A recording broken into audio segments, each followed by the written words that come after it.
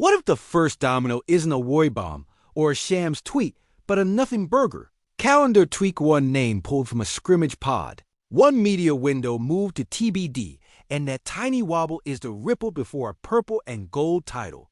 Change? Picture the practice court at El Segundo, under those humming lights. A staffer holds a door 1 second longer than usual. A couple of suits take their phone calls out in the hallway, and a maintenance day note turns your group chat. Viral. That's how real pivots start in this league. Fluorescent glare, clipped whispers, no fireworks. Until there are. This is Lakers News Fan Report. If you live for banners, late game chess, and big boy cap decisions, you're home. Smash subscribe, hit like, and drop one clean line in the comments. The trade package you would actually offer. If the franchise chose the ruthless path. No essays, just outgoing names, picks, protections. Tag it banner 18 or bust, so the crew can pin the sharpest ones. Here's what you'll get in this video, no coyness. No jargon, no stalling. First, a timeline for how we reached this hinge point. Second, the money in plain English. What counts? What doesn't? Why the new apron rules punish nostalgia. Third, the on-court blueprint that the front office has been sketching for a while more. About advantage creation than headlines. Fourth, the rotation ripple effect. Who handles endgame offense? Who spaces? Who screens? Who guards? Fifth, real frameworks that fit the CBA and the Stepien rules. Sixth, a short list of teams with motive and means. And finally, the three tells you and I can watch this week to know if talk has become traction. You'll lead with a barstool answer you can defend in any zip code. Start with the franchise physics. Windows don't care about feelings. They care about timelines, legs, and what your best five looks like at 2:11 in the fourth. The Lakers have always been at their best when the identity is decided early 2008 when the ball found Poe in the slot. 2020 when the whole gym bent around two-way bully ball and the schedule from October to April becomes a dress rehearsal. For June, if you feel a decisive energy around the building right now, that's not paranoia. That's pattern, now the accounting without the headache. In the second apron world, every dollar is louder. Star slots are either engines or anchors, nothing in between. Big money that overlaps roles creates tax paying and tool loss.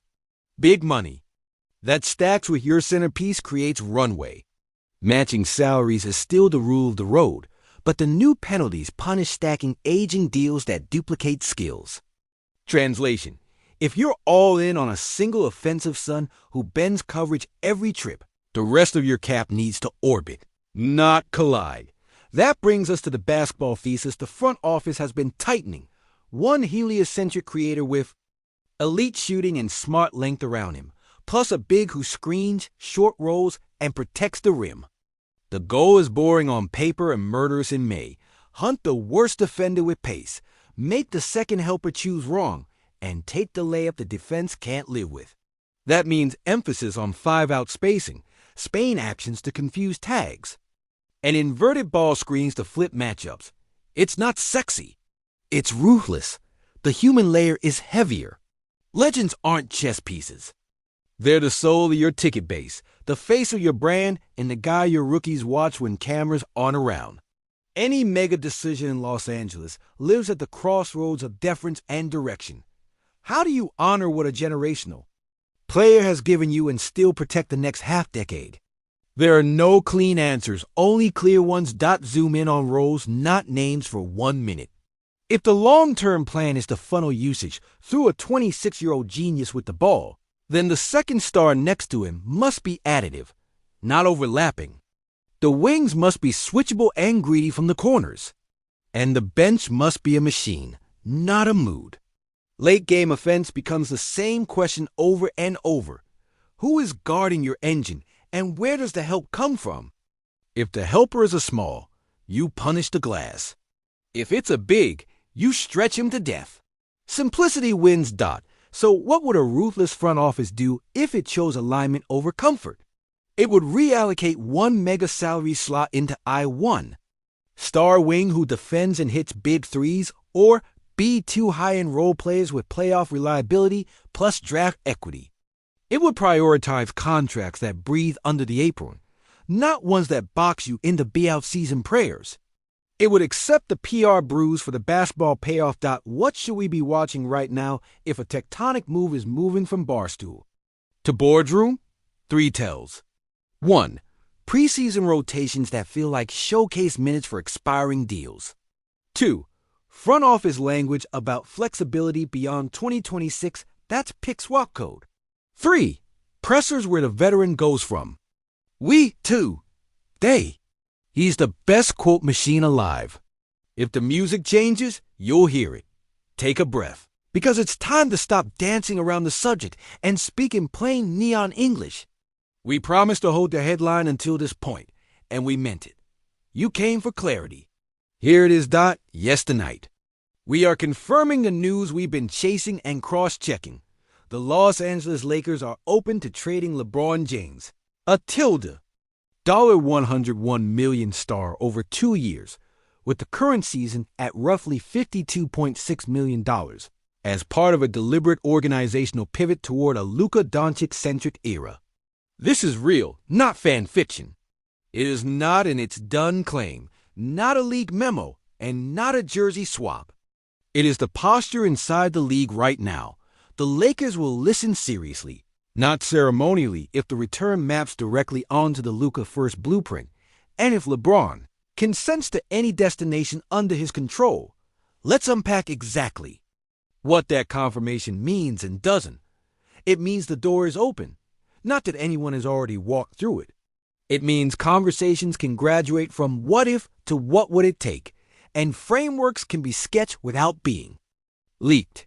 It also means the most powerful lever still belongs to the player. With a full veto in hand, he authorizes the postcode or nothing happens.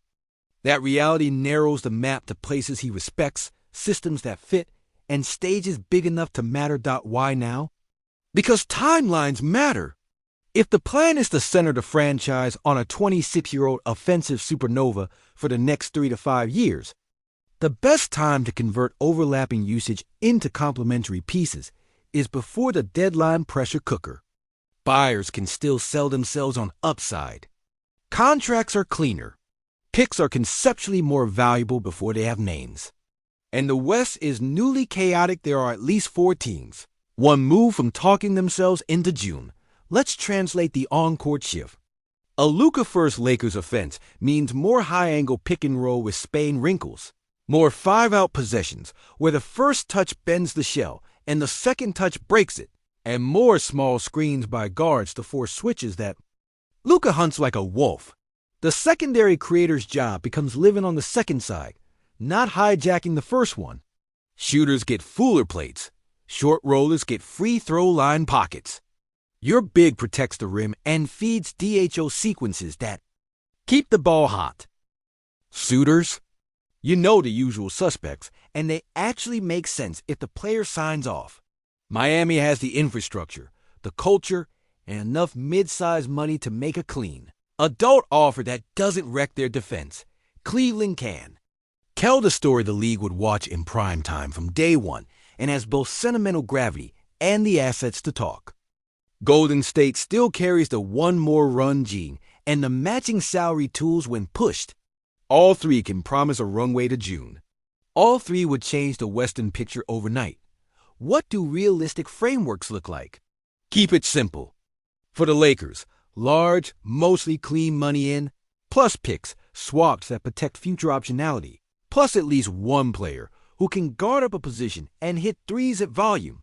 For a buyer, you send out the salaries that match, keep enough defense to survive, and put the veteran beside a ball handler who eases his playmaking load so the legs are there in late May. Nobody gets everything. Everybody gets enough cap map. In a napkin sketch, the tilde. $101 million over 2 years means you're trading a single giant slot. That invites 2 kinds of returns: 1 star-level player on a shorter number, or 2 playoff locks whose combined salary gives you depth without locking you in apron jail. You will surrender some draft power to climb back to flexibility. You will not fix everything in one night. You can, however, recenter the book around your 26-year-old son and keep the oxygen needed for future moves.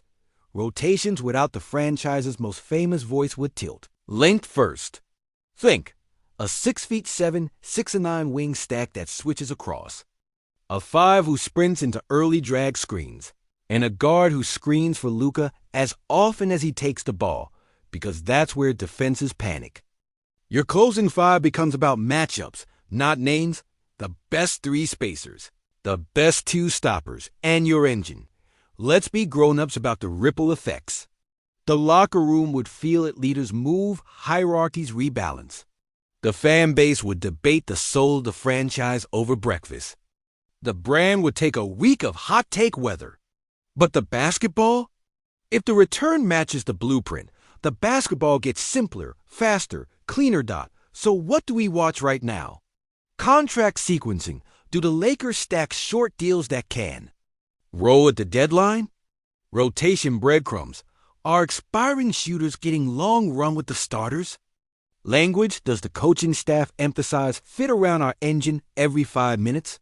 If you see all 3, you're not imagining it. I'm going to give you the same straight line I'd give a front office friend at a coffee shop on Sepulveda. If and only if the return puts 2 legitimate playoff elevator pieces around, Luka, and preserves at least 1 premium pick mechanism for 2027 to 2029. You make the hard call with gratitude, respect, and ruthless clarity. If the market tries to lowball the value of a living legend, you hang up. You compete your face off, and you revisit the room at the deadline. My opinion. Clean and final. I do the deal only at a championship standard, not a comfort standard. If you can flip overlapping usage into 2 Luka perfect pieces and draft oxygen without detonating the room, I greenlight it, because Los Angeles hangs banners, not portraits.